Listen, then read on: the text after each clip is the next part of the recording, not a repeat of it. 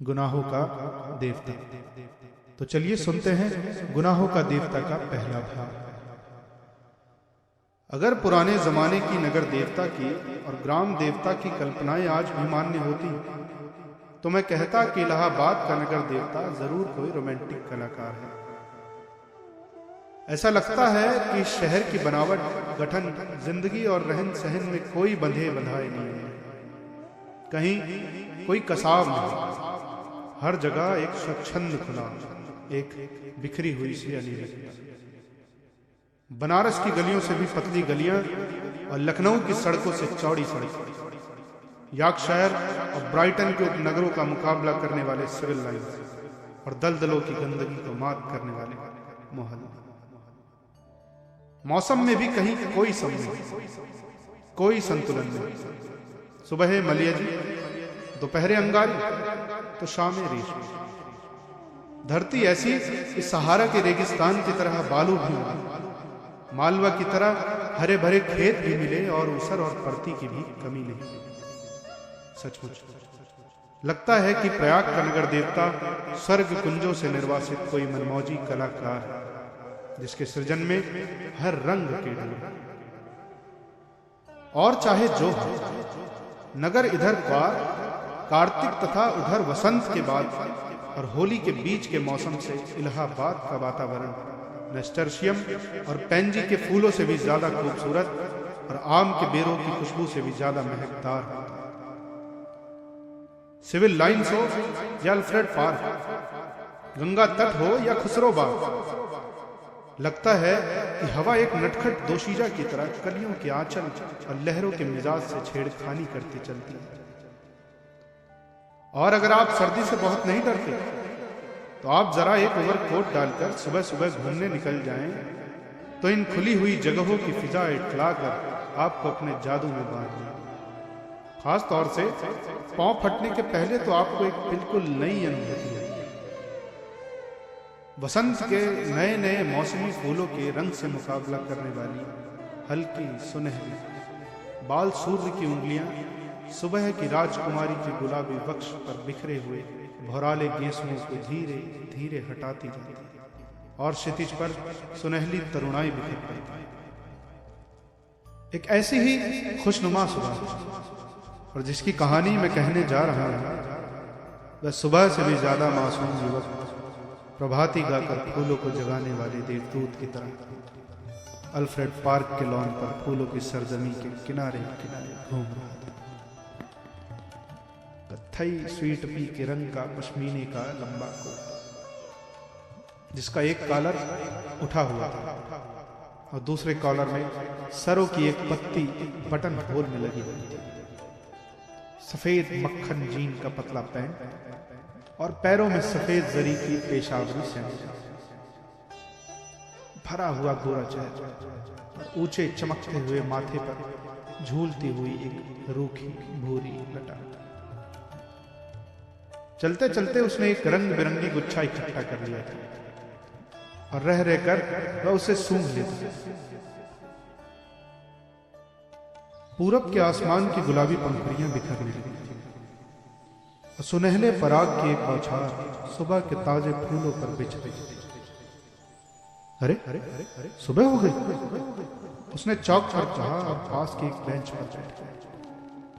सामने से एक माली आ रही। क्यों जी, लाइब्रेरी खुल गई? अभी नहीं बाबूजी, उसने जवाब दिया। वह फिर संतोष से बैठ गया और फूलों की पंखुड़ियां नोच कर नीचे फेंकने लगा। जमीन पर बिछाने वाली सोने की चादर परतों पर परतें बिछाती जा रही थी और पेड़ों की छायाओं का रंग गहराने लगा था। उसकी बेंच के नीचे फूलों की चुनी हुई पत्तियां बिखरी हुई थी और अब उसके पास सिर्फ एक फूल बाकी रह गया था। हल्के फालसाई रंग के उस फूल पर गहरे बैंजनी डोले थे। हेलो कपूर, सहसा किसी ने पीछे से कंधे पर हाथ रखा। यहाँ क्या झकमरा रहे हो सुबह सुबह? उसने मुड़कर पीछे देखा। अरे आओ ठाकुर साहब, आओ बैठो यार, लाइब्रेरी खुलने का इंतजार कर रहे हैं। क्यों? यूनिवर्सिटी लाइब्रेरी चाट डाली? अब इसे तो शरीफ लोगों के लिए छोड़ दो। शरीफ लोगों के लिए ही छोड़ रहा हूं। डॉक्टर शुक्ला की लड़की है ना, मैं इसकी मेंबर बनना चाहती थी तो मुझे आना पड़ा, उसी का इंतजार भी कर रहा हूं। डॉक्टर शुक्ला तो पॉलिटिक्स डिपार्टमेंट में है ना? नहीं, गवर्नमेंट साइकोलॉजिकल ब्यूरो में। और तुम पॉलिटिक्स में रिसर्च कर रहे हो? नहीं, इकोनॉमिक्स में। बहुत अच्छे। तो उनकी लड़की को सदस्य बनवाने आए हो? कुछ अजब स्वर में ठाकुर ने कहा। कपूर ने हंसते हुए कुछ अपने को बचाते हुए कहा, यार तुम जानते हो कि मेरा उनसे कितना घरेलू संबंध है। जब से मैं प्रयाग में हूं उन्हीं के सहारे हूं, और आजकल तो उन्हीं के यहां पढ़ता लिखता भी हूं। ठाकुर साहब हंस पड़े। अरे भाई, मैं डॉक्टर शुक्ला को जानता नहीं क्या? उनका सा भला आदमी मिलना मुश्किल है, तुम सफाई व्यर्थ में दे रहे हो। ठाकुर साहब यूनिवर्सिटी के उन विद्यार्थियों में से थे जो बराए नाम विद्यार्थी होते हैं, और कब तक वे यूनिवर्सिटी को सुशोभित करते रहेंगे इसका कोई निश्चय नहीं। एक अच्छे खासे रुपए वाले व्यक्ति थे और घर के ताल्लुकेदार, हंसमुख, फप्तियां कसने में मजा लेने वाला, मगर दिल के साथ, निगाह के सच्चे। वे बोले, एक बात तो मैं स्वीकार करता हूं कि तुम्हारी पढ़ाई का सारा श्रेय डॉक्टर शुक्ला को है। तुम्हारे घर वाले तो कुछ खर्चा भेजते नहीं, उनसे अलग ही होकर आया। समझ लो कि इन्होंने किसी न किसी बहाने मदद की है। अच्छा आओ, तब तक लोटस पॉन्ड ही घूम ले, फिर तुम्हारी लाइब्रेरी भी खुल जाएगी। दोनों उठकर एक कृत्रिम कमल सरोवर की ओर चल दिए जो पास ही में बने हुआ है। सीढ़ियां चढ़कर ही उन्होंने देखा कि एक सज्जन किनारे बैठे कमलों की ओर एकटक देखते हुए ध्यान में तल्लीन है। दुबले पतले छिपकली से, बालों की एक लट माथे पर झूमती हुई। कोई प्रेमी है या कोई फिलॉसफर? देखा ठाकुर? नहीं यार, दोनों से निकृष्ट कोटि के जीव हैं। ये कवि हैं, मैं इन्हें जानता हूं। ये रविंद्र बसरिया है, एमए में पढ़ता है। आओ मिलाए तुम्हें। ठाकुर साहब ने एक बड़ा सा घास का तिनका तोड़कर पीछे से चुपके से जाकर उसकी गर्दन गुदगुदी। बिसरिया चौंक उठा, पीछे मुड़कर देखा और बिगड़ गया। यह क्या बदतमीजी है ठाकुर साहब? मैं कितने गंभीर विचार में डूबा था। और सहसा बड़े विचित्र स्वर में आंखें बंद कर बिसरिया बोला, आह कैसा मनोरम प्रभाव है। मेरी आत्मा में घोर अनुभूति हो रही है। कपूर बिसरिया की मुद्रा पर ठाकुर साहब की ओर देखकर मुस्कुराया और इशारे में बोला, है यार शगल की चीज, छेड़ो जरा। ठाकुर साहब ने तिनका फेंक दिया और बोले, माफ करना भाई बिसरिया, बात यह है कि हम लोग कवि तो है नहीं, इसलिए समझ नहीं पाते। वैसे क्या सोच रहे थे तुम? बिसरिया ने आंखें खोली और एक गहरी सांस लेकर बोला, मैं सोच रहा था कि आखिर प्रेम क्या होता है, क्यों होता है, कविता क्यों लिखी जाती है, फिर कविता के संग्रह उतने क्यों नहीं बिकते जितने उपन्यास या कहानी संग्रह। बात तो गंभीर है। कपूर बोला, जहां तक मैंने समझा और पढ़ा है, प्रेम एक तरह की बीमारी होती है, मानसिक बीमारी, जो मौसम बदलने के दिनों में होती है। मसलन क्वार कार्तिक या फागुन चैत, उसका संबंध रीढ़ की हड्डी से होता है, और कविता एक तरह का सन्निपात होता है। मेरा मतलब आप समझ रहे हैं ना मिस्टर सिबरिया? सिबरिया नहीं, बिसरिया, ठाकुर साहब ने कहा। बिसरिया ने कुछ उजलत, कुछ परेशानी और कुछ गुस्से से उनकी ओर देखा और बोला, क्षमा कीजिएगा, आप या तो फ्रायडवादी हैं या प्रगतिवादी, और आपके विचार सर्वदा विदेशी हैं। मैं इस तरह के विचारों से घृणा करता हूं। कपूर कुछ जवाब देने ही वाला था कि ठाकुर साहब बोले, अरे भाई बेकार उलझ गए तुम लोग, पहले परिचय तो कर लो आपस में। ये हैं श्री चंद्र कुमार कपूर, विश्वविद्यालय में रिसर्च कर रहे हैं। और आप हैं श्री रविंद्र बिसरिया, इस वर्ष एमए में बैठ रहे हैं, बहुत अच्छे कवि हैं। कपूर ने हाथ मिलाया और फिर गंभीरता से बोला, क्यों साहब, आपको दुनिया में कोई और काम नहीं मिला जो आप कविता करते हैं? बिसरिया ने ठाकुर साहब की ओर देखा और बोला, ठाकुर साहब, यह मेरा अपमान है, मैं इस तरह के सवालों का आदी नहीं हूं। और उठ खड़ा। अरे बैठो बैठो, ठाकुर साहब ने हाथ खींच कर बिठा दिया। देखो, कपूर का मतलब तुम समझे नहीं। उसका कहना यह है कि तुम में इतनी प्रतिभा है कि लोग तुम्हारी प्रतिभा का आदर नहीं करना जानते, इसलिए उन्होंने सहानुभूति में तुमसे कहा कि तुम और कोई काम क्यों नहीं करते। वरना कपूर साहब तुम्हारी कविता के बहुत शौकीन हैं, मुझसे बराबर तारीफ करते हैं। बिसरिया पिघल गया और बोला, क्षमा कीजिएगा, मैंने गलत समझा। अब मेरा कविता संग्रह छप रहा है, मैं आपको अवश्य भेंट करूंगा। और फिर बिसरिया ठाकुर साहब की ओर मुड़कर बोला, अब लोग मेरी कविताओं की इतनी मांग करते हैं कि मैं परेशान हो गया। अभी कल त्रिवेणी के संपादक मिले, कहने लगे अपना चित्र दे दो। मैंने कहा कि कोई चित्र नहीं है, तो पीछे पड़ गए। आखिरकार मैंने आइडेंटिटी कार्ड उठाकर दे दिया। वाह, कपूर बोला, मान गए आपको। तो आप राष्ट्रीय कविताएं लिखते हैं या प्रेम की? जब जैसा अवसर हो। ठाकुर साहब ने चढ़। वैसे तो यह वार फ्रंट का कवि सम्मेलन, शराबबंदी कॉन्फ्रेंस का कवि सम्मेलन, शादी ब्याह का कवि सम्मेलन, साहित्य सम्मेलन का कवि सम्मेलन, सभी जगह बुलाया जाता है। बड़ा यश है इनका। बिसरिया ने प्रशंसा से मुग्ध होकर देखा, मगर फिर एक गर्व का भाव मुंह पर लाकर गंभीर हो। कपूर थोड़ी देर चुप रहा, फिर बोला, तो कुछ हम लोगों को भी सुनाइए ना। अभी तो मूड नहीं है। बिसरिया, ठाकुर साहब बिसरिया को पिछले 5 साल से जानते थे। वह अच्छी तरह जानते थे कि बिसरिया किस समय और कैसे कविता सुनाता है। अतः बोले, ऐसे नहीं कपूर, आज शाम को आओ, जरा गंगा जी चले, कुछ बोटिंग रहे, कुछ खाना पीना रहे, तब कविता भी सुन। कपूर को बोटिंग का बेहद शौक था, फौरन राजी हुआ और शाम का विस्तृत कार्यक्रम बन गया। इतने में एक कार उधर से लाइब्रेरी की ओर गुजरी। कपूर ने देखा और बोला, अच्छा ठाकुर साहब, मुझे तो इजाजत दीजिए, अब चलूं लाइब्रेरी में, वो लोग आ गए। आप कहां चल रहे हैं? मैं जरा जिम खाने की ओर जा रहा हूं। अच्छा भाई, तो शाम को पक्की रही? बिल्कुल पक्की, कपूर बोला और चल दिया।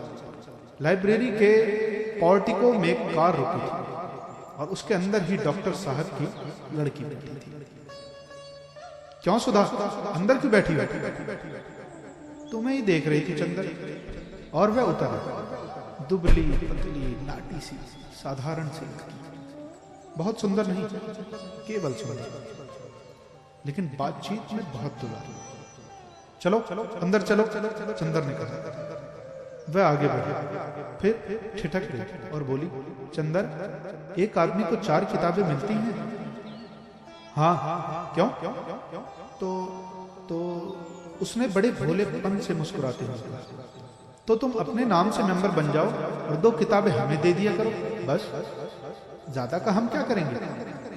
नहीं, चंदर हंसा, तुम्हारा तो दिमाग खराब है, खुद क्यों नहीं बनती मेंबर? नहीं, हमें शर्म लगती है, तुम बन जाओ मेंबर हमारी जगह पर। पगली कहीं की। चंदर ने उसका कंधा पकड़कर आगे ले चलते हुए कहा, वाह रे शर्म, अभी कल ब्याह होगा तो कहना हमारी जगह तुम बैठ जाओ चंदर। कॉलेज में पहुंच गई लड़की, अभी शर्म नहीं छूटती, चल अंदर। और वह हिचकती, छिटकती, झेपती और मुड़ मुड़ कर चंदर की ओर रूठी हुई निगाहों से देखते हुए अंदर चली। थोड़ी देर बाद सुधा 4 किताबें लादे हुए निकली। कपूर ने कहा, लाओ मैं ले लूं। तो बांस की पतली टहनी की तरह लहरा कर बोली, सदस्य मैं हूं, तुम्हें क्यों दूं किताबें? और जाकर कार के अंदर किताबें पटक। फिर बोली, आओ बैठो चंदर। मैं अब घर जाऊंगा। ये देखो। और उसने भीतर से कागज का एक बंडल निकाला और बोली, देखो ये पापा ने तुम्हारे लिए दिया है। लखनऊ में कॉन्फ्रेंस है ना, वहीं पढ़ने के लिए यह निबंध लिखा है उन्होंने। शाम तक यह टाइप हो जाना चाहिए। जहां संख्याएं हैं वहां खुद आपको बैठकर बोलना होगा, समझे जनाब? उसने बिल्कुल अलहड़ बच्चों की तरह गर्दन हिलाकर शोक स्वरों में कहा। कपूर ने बंडल ले लिया और कुछ सोचता हुआ बोला, लेकिन डॉक्टर साहब का हस्तलेख, इतने प्रश्न शाम तक कौन टाइप कर देगा? इसका भी इंतजाम है। और अपने ब्लाउज में से एक पत्र निकालकर चंद्र के हाथ में देते हुए, यह कोई पापा की पुरानी ईसाई छात्रा है, टाइपिस्ट है। इसके घर मैं तुम्हें पहुंचाए देती हूँ। मुखर्जी रोड पर रहती है, उसी के यहाँ टाइप करवा लेगा और यह खत उसे दे देगा। लेकिन अभी मैंने चाय नहीं पी। समझ गए? अब तुम सोच रहे होगे इसी बहाने सुधा तुम्हें चाय भी पिला देगी। सो मेरा काम नहीं है जब मैं चाय पिलाऊं, पापा का काम है ये। चलो आओ। चंदर जाकर भीतर गया और किताबें उठाकर देखने। अरे चारों कविता की किताबें उठा लाई। समझ में आएंगी तुम्हारे? क्यों सुधा? नहीं, चिढ़ाते हुए सुधा, तुम कहो तुम्हें समझा दे। इकोनॉमिक्स पढ़ने वाले क्या जाने साहित्य। अरे मुखर्जी रोड पर ले चलो रहेगा। चंद्र, इधर कहाँ चल रहे हो? नहीं, पहले घर चलो। सुधा बोली, चाय पी लो तब जाना।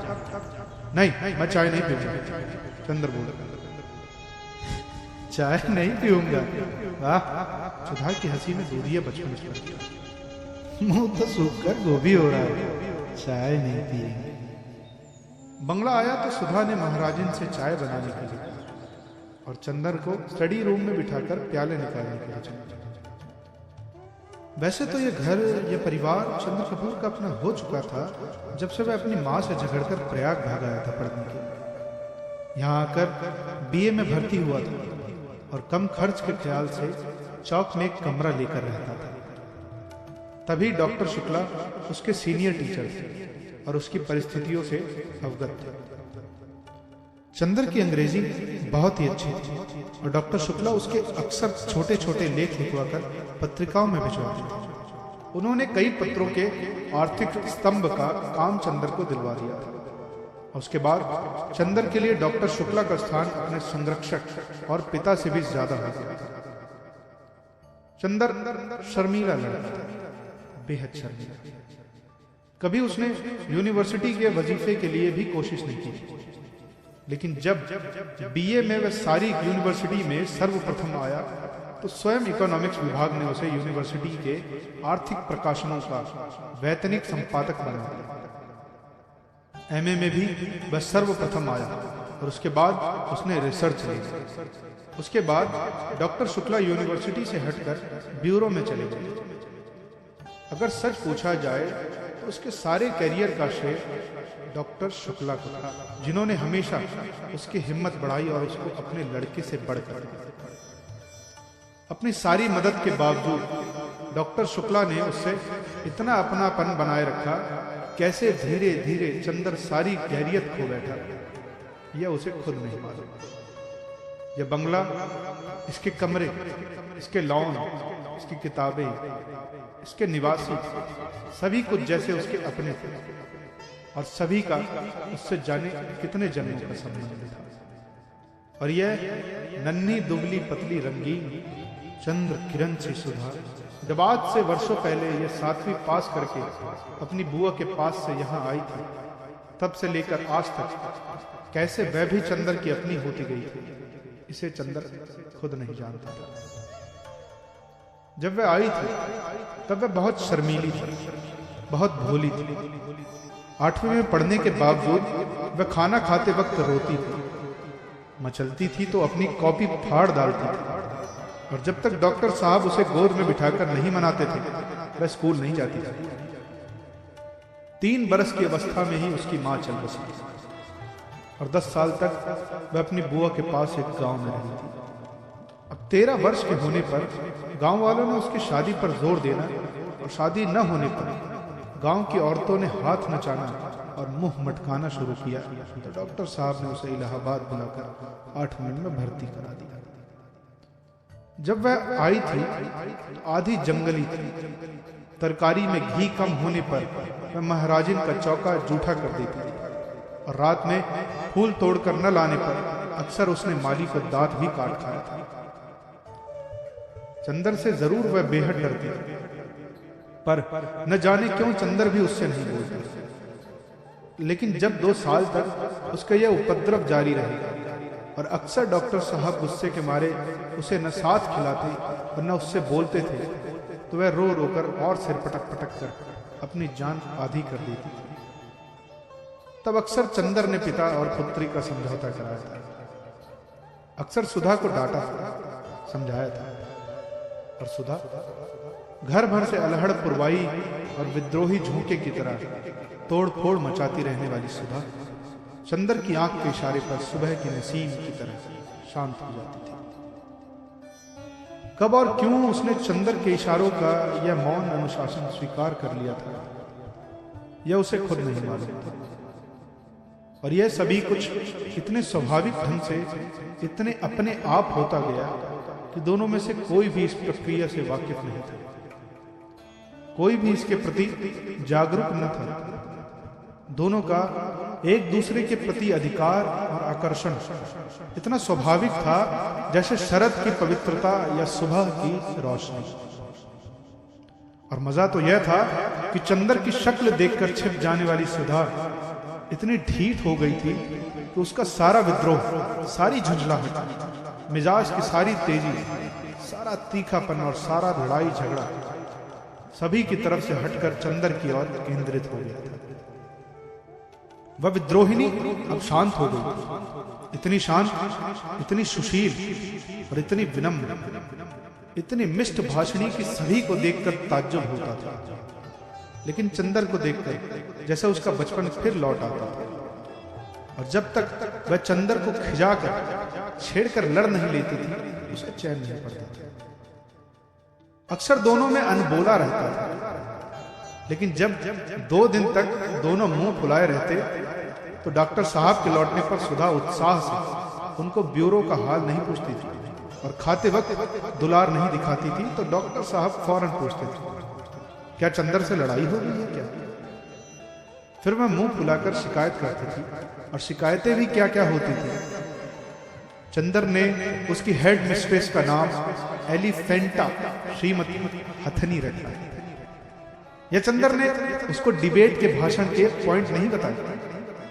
या चंदर कहता है कि सुधा की सखियां कोयला बेचती हैं और जब डॉक्टर साहब कहते हैं कि वह चंदर को डांट देंगे तो वह खुशी से फूल उठती और चंदर के आने पर आंखें नचाती हुई चिढ़ाती थी, कहो कैसी डांट पड़ी।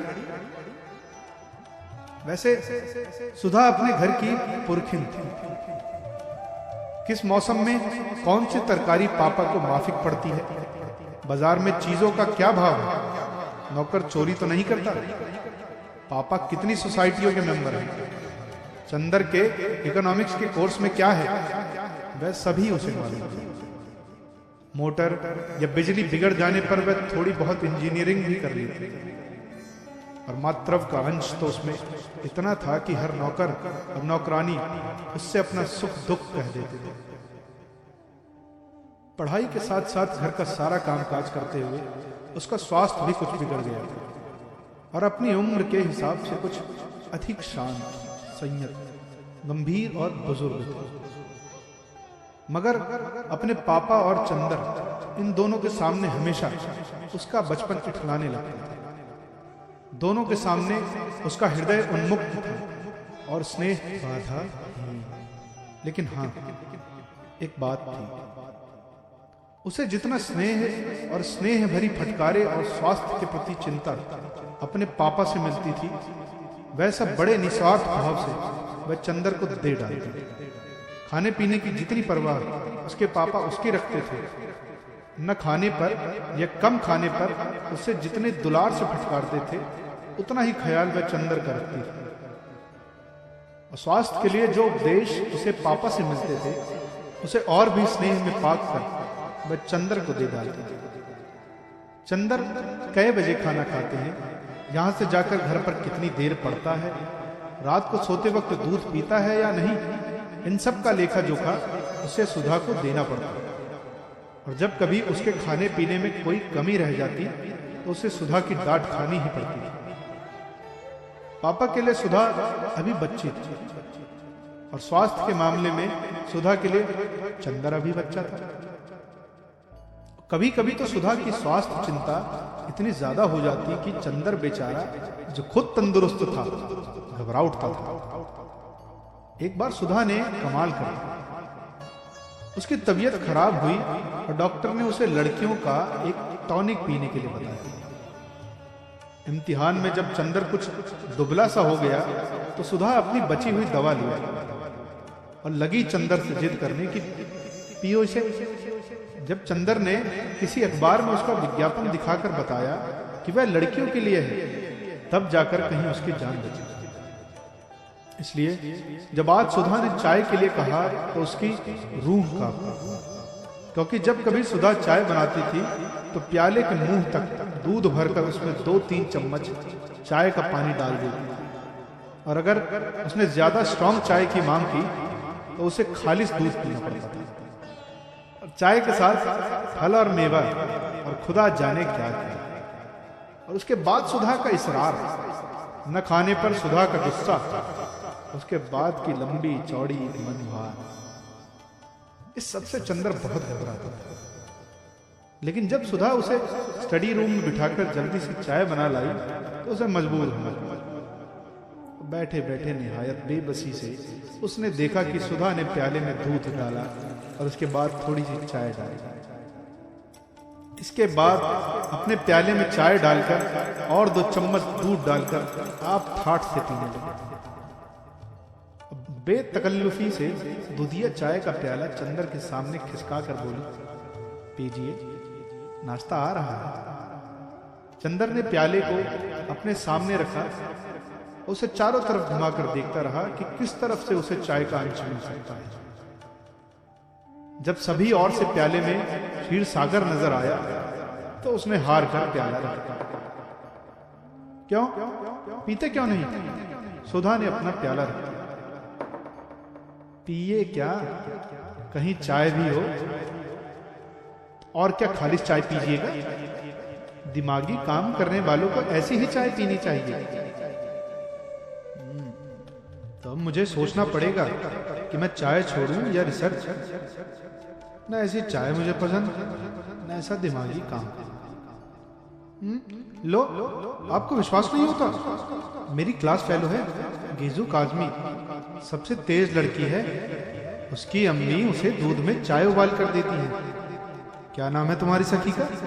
गेज।